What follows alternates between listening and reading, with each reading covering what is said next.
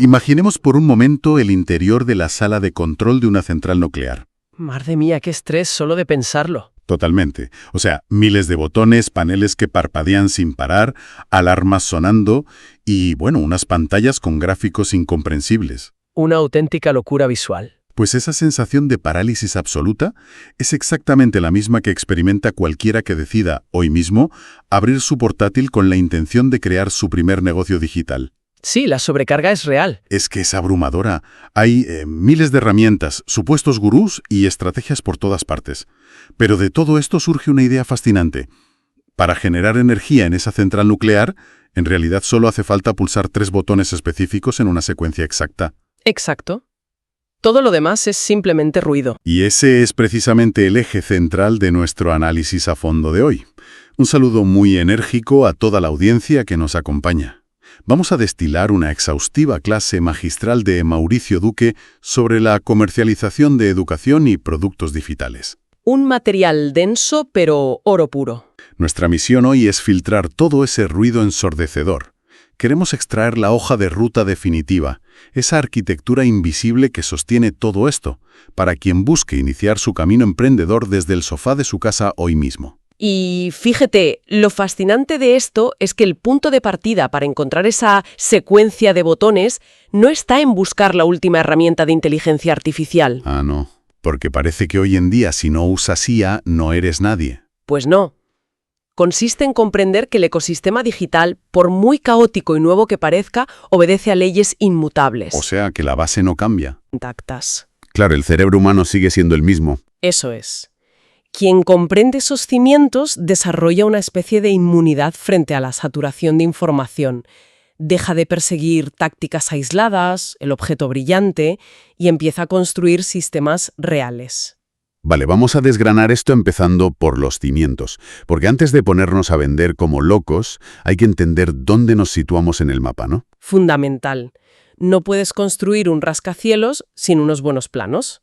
Pues para hablar de esos planos, me parece muy ilustrativa una anécdota de los inicios de Mauricio Duque. Cuando estaba en la Universidad de los Andes, se topó con un texto fundacional, el libro de Ravi Kalakota sobre el e-business. Un clásico, vaya. Sí, y es interesante porque para la gente familiarizada con el mundo corporativo tradicional, sabemos que cualquier empresa se apoya en 4 pilares tecnológicos. Los famosos 4 bloques. Exacto. Tenemos el SCM, que es la logística y la cadena de suministro, como los camiones de Dell, por ejemplo. Luego está el ERP, que es el cerebro financiero y administrativo como un Open Bravo. Sí, los números puros y duros. Luego el CRM, para gestionar la relación con los clientes. Y por último, el Business Intelligence, o BI, que básicamente es extraer oro minando datos. Así funcionaba todo antes de Internet. Claro, y lo que me llama la atención de este análisis es cómo el entorno digital altera radicalmente la jerarquía de estos 4 bloques. Porque, en el mundo físico, si te falla la logística, la empresa quiebra. Sin duda, si el camión no llega, no hay negocio. Pero claro, en la venta de infoproductos o educación digital, la entrega es un correo electrónico. Es instantánea. Y ahí radica el cambio de paradigma más brutal para quien empieza hoy. En el modelo tradicional, el SCM, esa cadena de suministro, era siempre el cuello de botella. Requería un montón de pasta, ¿no? Muchísima. Capital masivo, naves industriales enormes, flotillas de camiones. Pero al eliminar el factor físico del producto, el peso estratégico del negocio se traslada por completo. ¿Hacia dónde, exactamente? Hacia el CRM y el Business Intelligence. La batalla para un emprendedor digital ya no es cómo entregar el producto de forma eficiente, sino cómo predecir el comportamiento del usuario, y preferiblemente antes de que siquiera sepa que necesita comprar algo. Madre mía, predecir el futuro casi. Más o menos. Y el Business Intelligence es el motor de esa predicción. Fíjate que el famoso caso de los pañales y la cerveza es el ejemplo canónico para entender esto. Ah, sí, el Market Basket Analysis de los supermercados en los 90. Ese mismo, aunque a menudo se explica de forma muy superficial. Sí, el dato frío lo conocemos. Cruzaron montañas de registros de caja y descubrieron que, curiosamente, los viernes por la tarde, la venta de pañales correlacionaba con la venta de cerveza. Una mezcla rara a primera vista. Totalmente. Pusieron ambos productos cerca en los estantes y ¡pum!, las ventas se dispararon. Ese es el qué ocurrió, pero a mí me interesa mucho más el por qué. Ahí está la magia. Claro. ¿Qué mecanismo psicológico desvelaron esos datos, que luego empresas gigantes como Amazon utilizaron para construir sus imperios de recomendación? Esa es la pregunta clave. A ver, los datos no crearon el comportamiento, simplemente lo iluminaron. Lo que ese análisis reveló fue el perfil psicológico y el estado de fatiga de un demográfico muy específico. Padres jóvenes, supongo. Exacto.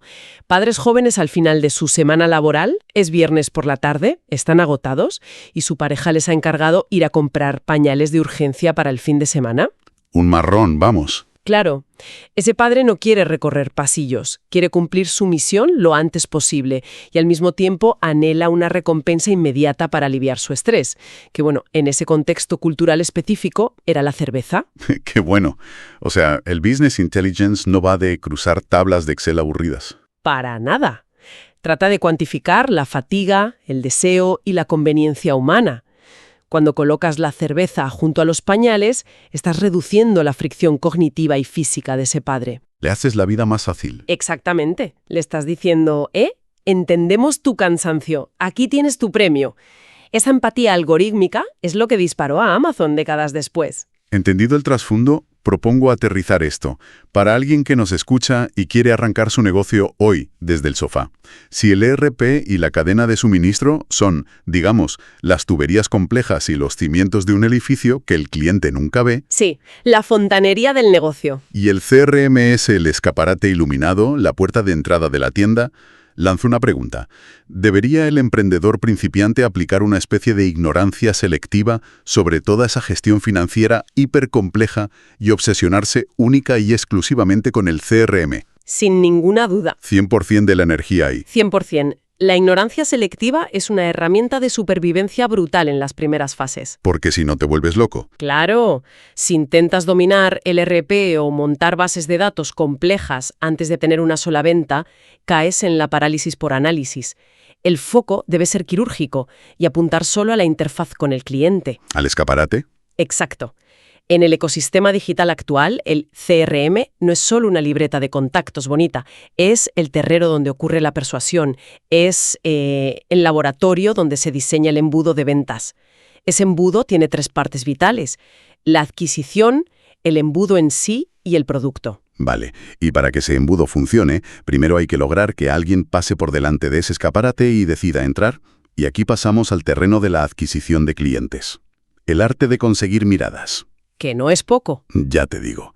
Asumiendo que la gente ya domina la diferencia entre inbound, esa pesca con red mediante contenido que atrae de forma natural, y el outbound, que sería ir con el arpón. Sí, la puerta fría de toda la vida. Exacto, buscar activamente al cliente, como mandar un mensaje directo a un restaurante para ofrecerle un software tipo Prospectagram. Pero yo quiero ir a la táctica de guerrilla. A ver, cuéntame. Entonces, ¿qué significa todo esto? Porque la teoría suena fantástica, si tienes un presupuesto de marketing de 5 cifras. Pero, ¿qué pasa si alguien no tiene ni un euro para invertir en anuncios hoy? Una situación muy habitual al empezar. Y las fuentes que manejamos profundizan en una táctica muy concreta, los CPLs, los Content Pre-Launch. O sea, usar un enlace de un artículo educativo y pegarlo en tu muro personal de Facebook o en un grupo de WhatsApp. Y es una estrategia brillante. Los CPLs representan la simetría perfecta para quien arranca sin capital. Porque no apalancan dinero, apalancan capital social. Vale, tirar de contactos. Sí, pero aportando valor. Consiste en compartir un enlace hacia un contenido educativo altísimo, un artículo profundo, un mini documental, y ponerlo en tus redes personales o grupos cerrados. Pero, espera, detengámonos ahí. ¿No corre uno el riesgo de convertirse en ese amigo pesado que hace spam a su familia con su nuevo negocio? Es un miedo súper común. Claro. ¿Por qué esta técnica resulta efectiva frente a, no sé, lanzar un anuncio normal? Porque el riesgo de ser percibido como spam solo existe si tu mensaje es transaccional. Es decir, si pones, oye, cómprame esto. Ah, vale, si vas a saco. Claro. Pero el CPL es estrictamente educativo. Funciona porque elude nuestros filtros antipublicidad. Hoy en día, la mente humana tiene un adblocker neurológico integrado. Totalmente. Vemos un cartelito de patrocinado y huimos. Exacto. En milisegundos detectamos la estética de un anuncio y levantamos una barrera de escepticismo. Asumimos que hay una agenda oculta. Pero, y aquí está la clave, Cuando un contacto de tu círculo cercano comparte algo sin pedir nada a cambio, esa barrera jamás se levanta. Claro, el contexto altera completamente cómo percibimos el mensaje. Precisamente, opera bajo la psicología de la validación social y la curación de contenidos. Lo percibimos como un favor, un recurso útil que nos pasa a alguien en quien ya confiamos. Es como si te recomiendan un restaurante. Igual, esa transferencia de confianza reduce la fricción a cero. Hacen clic, consumen el valor y de forma orgánica entran en la parte superior de tu embudo sin darse cuenta. Es una infiltración amistosa. Qué bueno esquivar el adblocker neurológico. Me apunto eso. Ahora, vale. Hacen clic en ese enlace de WhatsApp. Entran en la maquinaria. Todos conocemos los modelos clásicos, el famoso TOFU, MOFU, BOFU o el modelo AIDA de atención, interés, deseo y acción. Los clásicos que nunca mueren. Sí, pero el material que revisamos se apoya en algo más profundo, los 5 niveles de conciencia del consumidor de Eugene Schwartz. Y esto parece magia negra si no entiendes la física que hay detrás de pasar a alguien de no saber que tiene un problema a comprarte una solución. Eugene Schwartz es probablemente el cartógrafo más importante de la mente del comprador. El error novato número 1 es intentar vender una solución a alguien que está en el nivel 1. Que es el de la ignorancia total. Exactamente, alguien que no sabe que tiene un problema. Si le ofreces un curso avanzado de optimización de bases de datos a alguien que ni sabe que pierde dinero por fugas de información, el rechazo es inmediato. Te dice, ¿y a mí qué me cuentas? Tal cual. El embudo no es una máquina de cobrar dinero automático, es una máquina de educar a través de epifanías estructuradas. Entonces, el contenido de la parte más alta del embudo, lo primero que ven, no debe mencionar jamás el producto. Su función es solo encender la bombilla. Sí, obras como Traffic Secrets de Russell Brunson o Landing Page Optimization de Tim Ash lo explican muy bien. El marketing digital es tender puentes. Empujas al usuario de darse cuenta de que tiene un problema a saber que existen soluciones. Y solo al final le presentas tu producto. Solo en la parte más estrecha del embudo presentas tu oferta como el vehículo definitivo.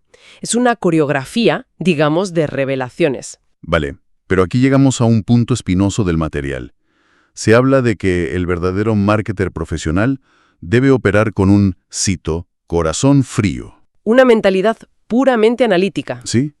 Una mente calculadora que dicta, vendes lo que se demanda, exprimes la métrica y si los números caen, abandonas el producto sin mirar atrás y a otra cosa.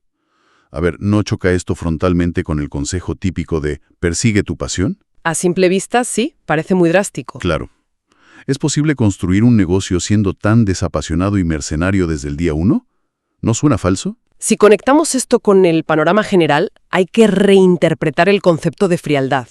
No hablamos de falta de ética o de vender humo, hablamos de objetividad frente al ego. A ver, explícame eso. El consejo de sigue tu pasión ha llevado a la ruina a muchísimos emprendedores. Se enamoran tanto de su producto que pierden la capacidad de leer las señales del mercado. O sea, se ciegan. Exacto.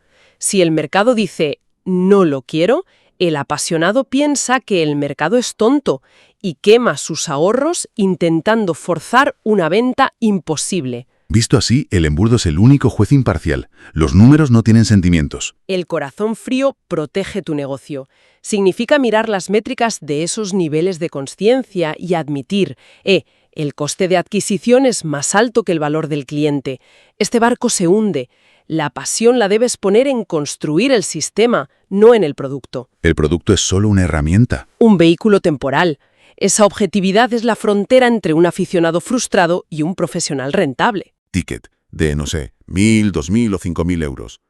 De repente todo ese automatismo perfecto se estrella contra un muro de ladrillo. Ahí la página web ya no es suficiente. Claro, aquí es donde se pone realmente interesante, porque entra en juego la figura del closer de ventas. Y para entender su importancia, el análisis desgrana una fórmula matemática de conversión que es tela. Quiero que diseccionemos esto. Esa fórmula es el mapa cognitivo más potente para entender por qué la gente paga.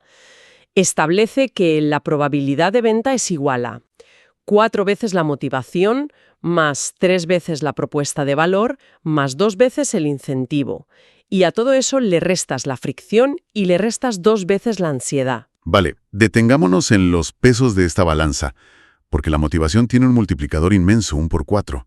O sea, si el usuario no tiene una necesidad visceral de resolver su problema, Da igual lo que le ofrezcas. exacto, da igual que le hagas un descuento gigante. Pero lo que me vuela la cabeza es la resta. Restamos una vez la fricción, pero restamos 2 veces la ansiedad. ¿Por qué la ansiedad penaliza el doble? Es una deducción psicológica brillante. A ver, la fricción es externa. Una web lenta, un formulario largo, un enlace roto. Molesta, sí, pero si tu motivación es altísima, te aguantas y compras. Cierto. Si quiero entradas para un concierto y la web va mal, insisto hasta que las compro. Exacto. Pero la ansiedad es interna, tóxica y paralizante. Es esa vocecita en la cabeza, justo antes de pagar 3.000 euros, que dice: ¿y si esto es una estafa? ¿Y si no soy capaz de hacerlo? ¿Qué le digo a mi familia si pierdo esta pasta? El miedo a cagarla, hablando en plata. Ese miedo pesa el doble que cualquier fallo técnico. Y por eso, en ventas high ticket, el embudo automático fracasa, porque no puede calmar esa ansiedad en el último metro. Siguiendo esa analogía, el embudo sería como un tren que te deja en el campamento base de la montaña, pero el closer es el guía Sherpa que te ayuda a escalar los últimos 100 metros cuando te falta el oxígeno. Una comparación perfecta. Pero claro, si la ansiedad es el enemigo número 1, esto redefine al closer. No puede ser el típico lobo de Wall Street agresivo que te presiona hasta que firmas. Presionar solo dispararía más la ansiedad, ¿no? Exactamente. El closer no es un depredador. Tiene que ser casi un terapeuta financiero. Su trabajo no es empujar al cliente, es desactivar la bomba del remordimiento antes de que compre. ¿Y cómo desactiva esa bomba? Usando la empatía. Cuando el comprador está bloqueado por el miedo, no quiere más datos técnicos. Lo que busca desesperadamente es consenso. Busca un anclaje humano que le dé seguridad. Hay un libro que mencionamos, Flip the Funnel, que explica cómo el soporte humano invierte toda esta tensión. El ejemplo clásico de las vacaciones en Orlando, que sale en los apuntes, ilustra este consenso a la perfección. O sea, imagínate que llevas semanas comparando hoteles, vuelos y estás súper estresado por miedo a arruinar el viaje de tu familia. Una ansiedad brutal. Sí, pero de repente te sientas a tomar un café con un amigo que vive allí, te mira a los ojos y te dice: olvídate de Internet, reserva este hotel que es el mejor, te lo garantizo. ¡Pum! En 5 segundos, la ansiedad desaparece y compras. Porque el ser humano asume el peso de la decisión. Biológicamente estamos programados para buscar la seguridad de la tribu en decisiones difíciles. Necesitamos que alguien nos valide. Y el closer proporciona ese consenso. Escucha las dudas, valida los miedos y, atención, muchas veces demuestra una ética radical diciéndole al cliente: oye, este producto no es para ti ahora mismo, no lo compres. Y arriesga la venta. A corto plazo sí.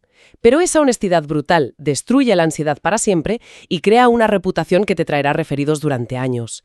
El algoritmo más sofisticado del mundo no puede imitar la profundidad de una mirada humana, dándote permiso para confiar. Espectacular. Creo que es el momento perfecto para sintetizar todo este viaje, porque tenemos sobre la mesa un plano arquitectónico completo para arrancar ese primer proyecto digital. Una hoja de ruta muy clara. Totalmente.